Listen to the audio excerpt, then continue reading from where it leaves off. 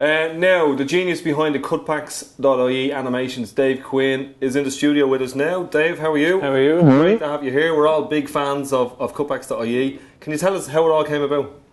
I started in 2009. I think I was just very kind of peed off with what Cowan's government were doing, you know. Like the rest of us? Yeah, this is, you know, taking medical cards away from my own ones and, you know, school children, leaving school children without teachers, etc., you know.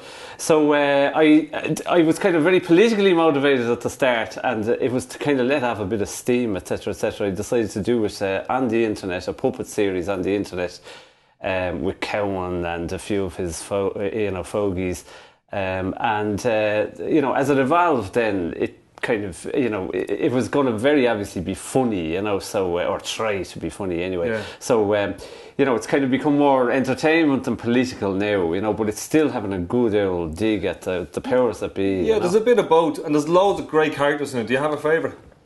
No, not really. I mean, you know, Michael D, you know, while the presidentials was on, was possibly my favourite through the thing, although I got more mileage out of the likes of Sean Gallagher and people like that, you know, Nellie Norris and the rest of them, you know, but you have some characters who have now kicked the bucket, like Gareth Fitzgerald and Gaddafi. Yeah, what happens Brian now? Lennon. Well, really, you know, kind of... you do invest a lot in the characters to make them alive. If you don't believe, or if I don't believe that they're alive and that they have a life of their own and cutbacks as puppet characters, no one in the audience is going to believe at all, you know, and they're not going to, you know, laugh at them or believe that they have a life, etc. So when they're gone, then it's a bit hard to let go of them. Having said that, they are, to me, still kind of fictional characters, you know. So there's nothing to say that Gaddafi or Brian Lennon or these can't come back in my productions in the future, etc. I'm doing a Christmas thing at the moment, and when it comes down to having Herod in it this year, my God, you know, Mr. Gaddafi will reappear, right, and he's the most appropriate Herod I think we could ever have. Like, very good. And some of the humour is like can be a little bit vicious or whatever. Does it help that you're using puppets? It does, because I mean, really, fundamentally, people don't find them that threatening, you know. Having said that, you know, I do have a couple of characters that kind of people are kind of afraid to kind of even go near, like, you know, or more afraid to go near, you know. So one thing about it is, you know, the humour has to come through, because otherwise people just fundamentally won't watch the thing, you know.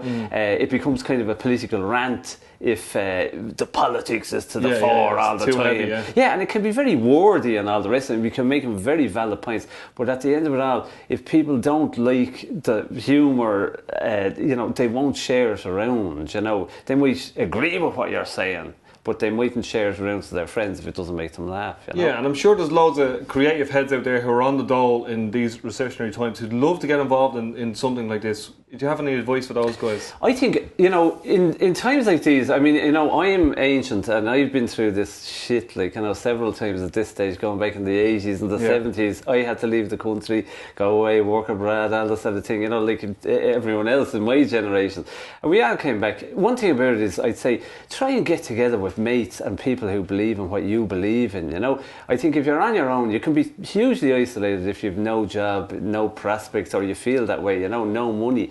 You know, get together with people, you know, have a laugh, try and do something creative, you know. Yeah. You know, I think it can be, you know, you can do weird things, you can write, you can, you know, you can, with very small bits of technology now, mobile phones and a little bit of shareware. Exactly, yeah. You can make films and things like this, and people are doing that, you know. And if your message is something that people out in the audience identify with, especially sharing the sugar over YouTube, you can have a global reach, and people want to know what you're saying. They really do. Well, please God, I'm sure you're getting a global reach, and if people haven't seen your stuff, where can they go to?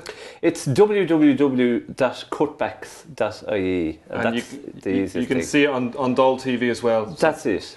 We're going to cut to one of your pieces now. It's great having you in. Really nice guy. Yep. So for all the creatives out there, check this out, Cutbacks.ie. People of Ireland, Michael D here. Of course many of you have expressed very understandable concerns about my knee. I went out to Colombia, visiting my pals, the narco-terrorists. Didn't I slip? Good job I didn't break my ass. At the time I didn't feel a thing, of course. I went on and on and on and on and on and on and on and on and on. There might have been a whiff of the mashing powder in the air. My knee was pure busted up, but luckily now I'm on the mend. Thanking you in advance. Michael D. Higgins, your future Uachtaran. Slán go fóill. I'm Sean Gallagher. I want to be the president. I'll make jobs. Entrepreneurship is my middle name. I'll go round the world. I'll meet a load of rich people. Foreign direct investment will be made. We'll make the jobs for the girls and men. I've been on bloody Dragon's Den. I have feckle hair. I'm a secret millionaire. I am President Sean Gallagher. Thank you. Your next dance, please. That's right. And leave your secret contributions of $5,000 in the envelopes provided. I'll enter them into my accounting procedure.